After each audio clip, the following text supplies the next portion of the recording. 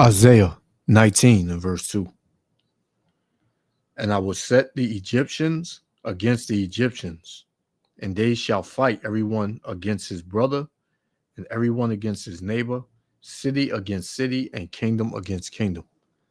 First and foremost, I want to give all praises, honor, and glory to Yahweh, Bahashem Yahushua, Bahashem Rakakadash, for blessing me with the spirit to do this lesson.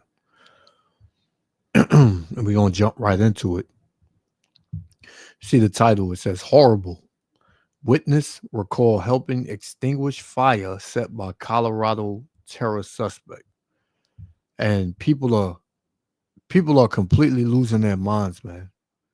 People are showing their hands. People are showing their evil. And the Lord said that this will happen, man. You know, he said in Matthew 24, he said, and because iniquity shall abound, the love of many shall wax cold. Right? Sin. Right? So people are cold-hearted toward one another. And hey, we love it, man, because this is a pure indicator that we almost up out of here. Right? The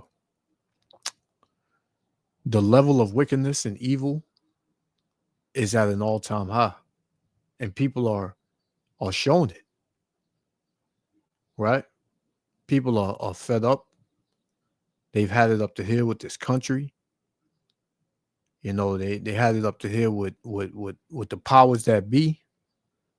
Right? The small hats. And this place is going to get real bloody soon, man. Right? It's going to be total and utter anarchy and chaos pretty soon. And you've been given the warning, so-called Negro, Latino, Native American, you Israelites, you've been given the warning. So when that day come, don't say you didn't know. Don't say nobody told you, because you were told, right? So let's play it. Yahba Shem Yahushua willing to like the other five. Shalom. News alert here, a targeted terror attack here in America. That's what the FBI is labeling the alleged firebombing incident in Colorado yesterday. It unfolded at a peaceful march in Boulder, Colorado. They were there to support Israeli hostages who are still held captive by Hamas. And it is just the latest incident like this that we have. And people are going crazy over this Israel and Hamas, BS. Nobody gives a shit about neither one of them, man. They both going to get out the land because neither one of them, belong in that land. The true Israelites and the true Jews, they are going back in that land, man, which are the so-called Negro, Latino, Native Americans. The lowest people over here in America, man. The ones that nobody regards, the ones that everybody just hate and want to see gone and, get out of here and this and that. Those are the people that the Lord is going to put in that land because those are his chosen people, man. The ones that the world hate. We have seen recently, unfortunately. Welcome to a brand new hour of America's Newsroom. I'm Dana Perino. Morning to you. Nice to see you. On a Monday, I'm Bill Hemmer. 8 people set on fire in what officials say is a targeted act of violence. The FBI saying a man with a makeshift flamethrower and Molotov cocktails was heard yelling anti-Israel slogans during the attack. The victims ranging in age from 52 to 88 years old. The suspect, a man from Egypt, overstayed his visa here illegally, was allowed to remain under a work permit given to him during the Biden administration. The attacks come as we see a surge of anti-Semitic attacks on U.S. soil. Less than 2 weeks ago, there were 2 Israeli embassy staffers killed by. So when these people are attacked, and when anything happens concerning these people, it's considered anti. Anything can happen to anybody else, but these people, this is how you know who's in power, right? This is how you know who's in power and who shouldn't be in power, man. Because anything can happen to anybody else, but when it comes to these people, right, small hats, it's anti this and anti that, man. Which there's no such thing as Sem. There's no such thing as Sem. Semite. It's Shem. Right? There are Shemites. There are many Shemites. So-called Chinese, Japanese, right? East Indian, Arabs, they're Shemites. So-called blacks, Latinos, Native Americans, they're Shemites. So why is this the only people that are called Semites? Think about that, man. It's used as a narrative to push, to protect them. But you see, they're not going to be protected soon, man. The Lord said they're going to be as the chase row, which everybody's going to come up against this devil, man. By a man who authorities also say screamed, "Free Palestine." And we've seen multiple college graduations disrupted by pro-Palestinian protesters. And we'll have much more on this with Paul Morrow straight ahead. But first, let's bring in Ed Victor. He witnessed the attack in Boulder yesterday. Thank you for being here. We haven't had a witness yet on our show this morning. So let me just turn it over to you to explain what you saw, what happened. Yeah, and now let me just say back up just slightly in that this walk has been going on since October 7. It happened in 2023 every week. I started walking every week that I can since September 2024. This week started like every other week. In fact, it felt like a more quiet day on the mall. We walk silently, and that presence of just being quiet really makes people notice our signs of saying, run for your lives, bring them home now.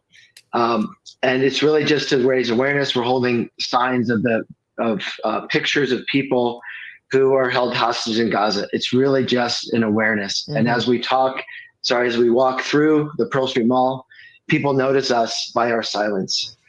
When we got to the old courthouse, which is on Pearl Street between 13th and 14th Street, we were lining up as we normally do. And I'm sure I walked right past the person with the Molotov cocktails. I lined up. I was standing. I remember looking west towards the mountains, talking with somebody. Suddenly, I felt a lot of heat. I turned and I saw a person on fire. And my immediate goal, as well as two or three other people, was to get the fire out. That's what we had to do. And we grabbed some flags. We grabbed some banners. Did what we could. It was horrible. And it maybe took 1 or 2 minutes. Just felt like it always took too long to get the fire out. Yeah. Ed, you say you've done this many times over the past year, participated in this walk. Yeah. Does that mean that people would know that you and your group would be there at a certain time on a certain day yet again? Absolutely. Yep. We have it scheduled and it's known. Yep. Ed, can I ask you about some of the other people who are walking with you? As I understand it, and I think it's a beautiful thing to do, right? That you had some elderly people who are still active and able to do this walk every week, but it was so meaningful to them to be a part of it. And then this happened. Yeah, I mean, it's children, it's families, it's older people. It's a community of anybody anywhere in America, and we're just walking. And so we recognize each other, different people on different days of the week. Yeah, Ed, two things. How many were you yesterday? How many are you? Good question. How many are you normally? And what did you hear the suspect say? Okay, first to answer the first question, it was about 30 people. And so sometimes it's a little larger, sometimes a little smaller. I'll say it was a typical week. It was good to see everybody. I really, in a lot of ways, I don't know what I heard him say. I heard videos, but my thinking when it happened is my world became singly focused on this person getting the fire out and then comforting her husband who was burned and distraught. And I just remember I was holding him, just being with him, being present. And I never felt my world just get so narrow to only focus on the two people who I was with. And I'm sorry, I can't answer that better. Yeah. Will you come back in March again? Absolutely. I want to do it next week. It's up to the organizers to decide what they want to do. I will say I always felt safe in Boulder. I never, ever, ever would have thought this would have happened. Yeah, I know. Ed Victor, thank you. We're glad that you're all right. Thank you for trying to help those who were injured, and we'll stay in touch with you. Thank you. So, you have, protests going on everywhere. Everybody got a problem with something going on. This is uproars of the people. This is showing you that we at the end. We at the end. And people are fed up, man. Whatever, man. They just fed up. This is Ephesians chapter 5, verse 15. It says, "See then that ye walk circumspectly," meaning watching, not as fools, but as wise. This is speaking to you Israelites, man. This is not speaking to the whole world. This is speaking to you Israelites, right? It says, seeing that you walk circumspectly, meaning watching, paying attention to things. It says, not as fools, meaning being in the world, just all willy-nilly, that happened, all right, whatever. I'm about to go over here and do this. But as wise, man, meaning like really put that as a stamp in your spirit, man, to know like, yo, things is heating up. It says, redeeming the time, meaning taking hold of the time, because the days are evil, man. Right? And you're going to see the days getting more and more evil through the evil of the people, man. Here it is. I think it was like 3 to 5 people that got set on fire. Dude came out, no shirt on. They said he was from Egypt, which he's probably an Edomite or maybe an Arab or something, whatever. But how is it that, I don't know if they said he got gunned down or whatever, but if he didn't get gunned down, it's crazy, man. Maybe that was set up, to cause a problem, man, or to cause more violence, so that way they can, try to go ahead with their plans. That's just what you got to think, man, because it's things that are happening that don't make sense, to where these devils, man, they're getting exposed and getting caught in lies and things of that sort, man. Right? But the Lord definitely got a spirit out here. I'm gonna show you what type of spirit he has. Right? And we're gonna shut it down with this. This is Sirach, chapter 39.